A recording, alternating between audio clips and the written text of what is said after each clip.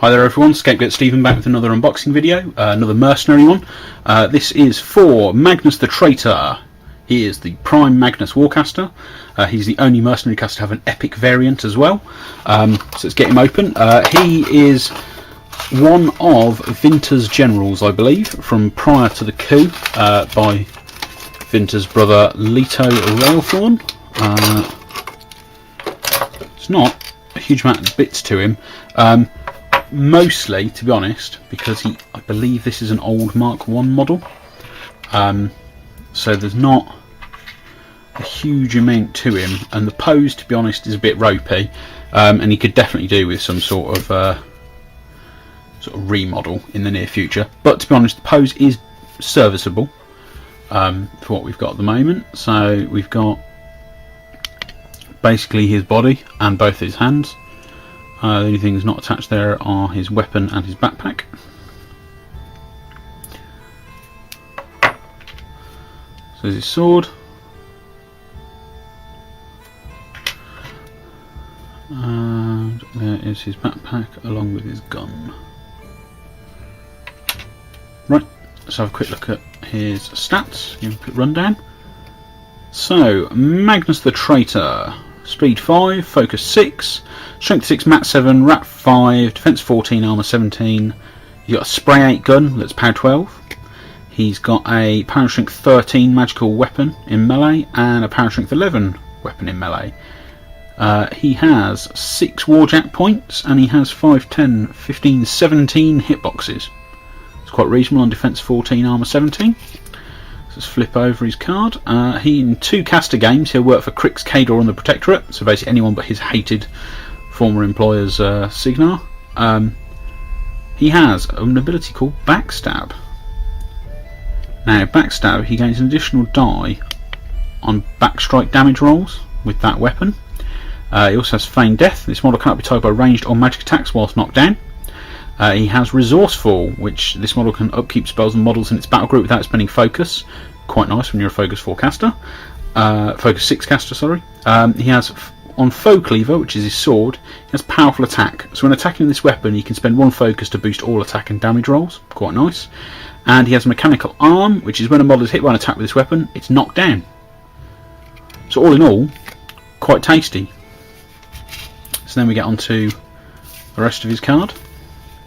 So we've got his spells, bearing in mind he is resourceful. So we've got Alcantric Bolt. So Warjack, damage by this attack becomes stationary for 1 round. It's alright.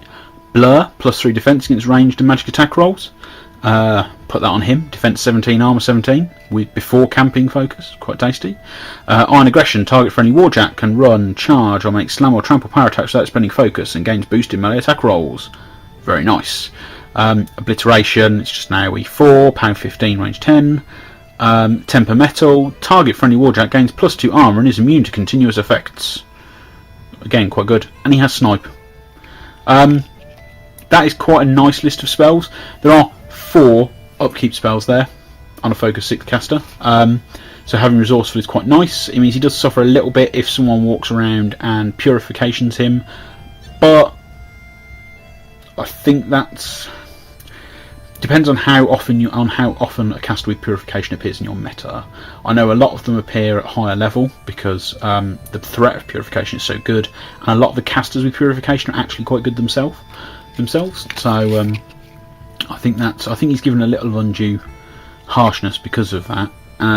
His feat is tricky. I've never seen anyone use it effectively. But it gives models in Magnus' battle group currently in his control area can make a full advance or run after all friendly models have completed their activations this turn.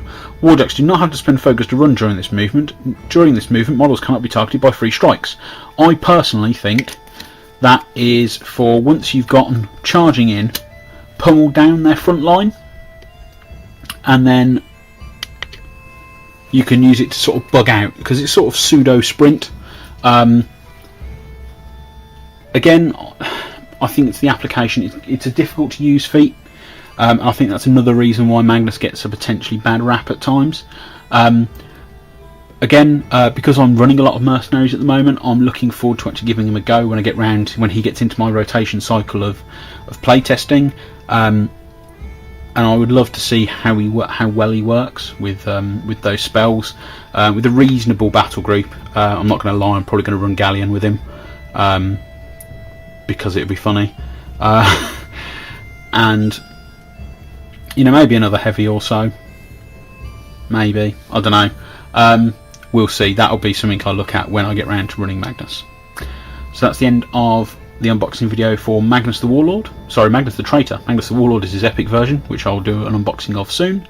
Thanks for watching.